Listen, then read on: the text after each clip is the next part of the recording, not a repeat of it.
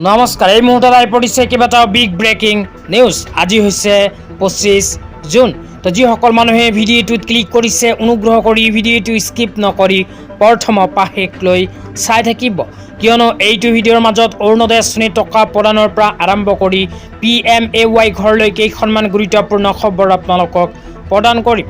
তো যিসকল মানুহে ভিডিঅ'টোত ক্লিক কৰিছে, অনুগ্ৰহ কৰি ভিডিঅ'টো স্কিপ নকৰি প্ৰথমৰ পৰা শেষলৈ চাই থাকিব।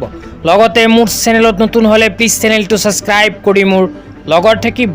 তো বলক ভিডিঅ'টো আৰম্ভ কৰি আজি প্ৰথমটো গুৰুত্বপূৰ্ণ খবৰৰ বিষয়ে বিস্তাৰিত জানি লওঁ।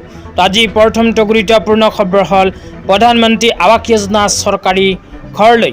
তো আপোনালোকে যদি প্ৰধানমন্ত্ৰী আৱাস যোজনা চৰকাৰী ঘৰৰ বাবে আবেদন কৰিছিল, তেন্তে অনুগ্ৰহ কৰি ভিডিঅ'টো স্কিপ নকৰি প্ৰথমৰ পৰা শেষলৈ চাই থাকিব, কিয়নো অসম চৰকাৰে কেইদিনমান আগত PMAY ঘৰলৈ এক বিশেষ আপডেট প্ৰদান কৰিছে। কি আপডেট প্ৰদান কৰিছে আপোনালোকক বিতংভাৱে জনাই দিছোঁ। তো আপোনালোকে মোবাইল স্ক্ৰীনত চাব পাৰিছে, অসমৰ মাননীয় মুখ্যমন্ত্ৰী ডাঙৰীয়াই কেইদিনমান আগত এনেকুৱা এক বিশেষ আপডেট প্ৰদান কৰিছে। তো PMAY ঘৰলৈ ইয়াতে কি লিখা আছে পঢ়ি আপোনালোকক শুনাই দিছোঁ। তো ইয়াতে লিখা আছে, মোৰো এটি সপোনৰ ঘৰ হ'ব। এই সপোন সমাজৰ প্ৰায় প্ৰতিজন মানুহৰ বুকুত সোমাই থাকে। কিছু সংখ্যকে সহজে কৰি লয় আৰু কিছুৱে আৰ্থিক অৱস্থাৰ বশতঃ পৰি তাৰ বাস্তৱ ৰূপ দিব নোৱাৰা হয়। কিন্তু মাননীয় প্ৰধানমন্ত্ৰী শ্ৰী নৰেন্দ্ৰ মোদী ডাঙৰীয়া আৰু ডবল ইঞ্জিন চৰকাৰে সেই সকলৰ সপোনক বাস্তৱ ৰূপ দিবলৈ প্ৰধানমন্ত্ৰী আৱাস যোজনাৰ জৰিয়তে অসমৰ লাখ লাখ পৰিয়ালে এটা পকী ঘৰৰ সপোন সাকাৰ কৰিবলৈ সক্ষম হৈছে। তো তাৰপিছত আৰু লিখা আছে, ইয়াৰ দ্বিতীয় সংস্কৰণৰ অধীনত অসমত আৰু 16,810টা গৃহ অনুমোদনৰ জৰিয়তে আমি অধিক সংখ্যক পৰিয়াললৈ নিৰাপত্তা, মৰ্যাদা আৰু উন্নত ভৱিষ্যতৰ আশ্বাস কঢ়িয়াই লৈ যাম। তো ইয়াতে উল্লেখ কৰা অনুযায়ী যিসকল মানুহে PMAY ঘৰৰ বাবে আবেদন কৰিছিল, তেনে 16,810টা মানুহক প্ৰদান কৰিলে PMAY ঘৰৰ অনুমোদন পত্ৰ। তো আপোনালোকে যদি PMAY ঘৰৰ বাবে আবেদন কৰিছিল কিন্তু এতিয়ালৈকে চৰকাৰী টকা লাভ কৰা নাই, তেন্তে আপোনালোকেও অতি শীঘ্ৰেই লাভ কৰিব চৰকাৰী ধন। লগতে যিসকল মানুহে নতুনকৈ PMAY ঘৰৰ বাবে আবেদন কৰিব বিচাৰে, সেইসকলে এইটো ভিডিঅ'ৰ কমেণ্ট বক্সত কমেণ্ট কৰি জনাই দিব। তেন্তে ইয়াৰ নেক্সট ভিডিঅ'ত আপোনালোকক আবেদন প্ৰচেছ সম্পৰ্কে বিতংভাৱে জনাই দিম। তেতিয়া আপোনালোকক দিব ওলাইছে আজি দ্বিতীয়টো খুবেই গুৰুত্বপূৰ্ণ খবৰ।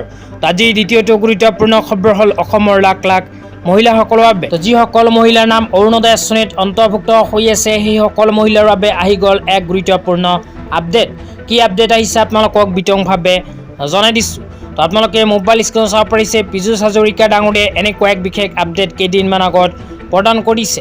ইয়াতে লিখা আছে, আগষ্ট মাহৰ পৰা অসমৰ ৰাইজে পুনৰ অৰুণোদয় আঁচনিৰ সুবিধা লাভ কৰিব। গতিকে কোনো দুষ্ট চক্ৰৰ ভুৱা প্ৰচাৰৰ ভুল নাযাবলৈ পৰম শ্ৰদ্ধাৰ ৰাইজক বিনম্ৰতাৰে অনুৰোধ জনালোঁ, কাৰণ আপোনালোকৰ সেৱা আমাৰ প্ৰথম অগ্ৰাধিকাৰ। ইয়াতে উল্লেখ কৰা অনুযায়ী যিসকল মহিলাৰ নাম অৰুণোদয় আঁচনিত অন্তৰ্ভুক্ত হৈ আছে, সেইসকল মহিলাৰ বেংক একাউণ্টত অৰুণোদয় আঁচনিৰ টকা অহা আগষ্ট মাহৰ প্ৰথম সপ্তাহতে সোমাব। আপোনালোকে দুষ্ট চক্ৰৰ কোনো ভুৱা প্ৰচাৰত বিশ্বাস নকৰিব। অসম চৰকাৰে অহা আগষ্ট মাহৰ প্ৰথম সপ্তাহতহে মহিলাসকলক অৰুণোদয় আঁচনিৰ টকা প্ৰদান কৰিব। লগতে আপোনালোকক জনাই দিছোঁ, অৰুণোদয় আঁচনিৰ জৰিয়তে অসম চৰকাৰে 1,250 টকা প্ৰদান কৰিব নে 3,000কৈ টকা প্ৰদান কৰিব। তো নিৰ্বাচনৰ সময়ত প্ৰদান কৰা প্ৰতিশ্ৰুতি অনুযায়ী অসম চৰকাৰে পৰ্যায়ক্ৰমে অৰুণোদয় আঁচনিৰ জৰিয়তে মহিলাসকলক 3,000কৈ টকা প্ৰদানৰ প্ৰতিশ্ৰুতি প্ৰদান কৰিছে। কিন্তু আগষ্ট মাহতে যে 3,000কৈ টকা প্ৰদান কৰিব, এই বিষয়ত কোনো আপডেট এতিয়ালৈকে চৰকাৰে প্ৰকাশ কৰা নাই। সেইকাৰণে আমি ক'ব পাৰোঁ, আগষ্ট মাহত হয়তো মহিলাসকলে 1,250কৈ টকাই লাভ কৰিব। তো আজি ইমানেই। ভিডিঅ'টো চাই কেনে পালে নিশ্চয়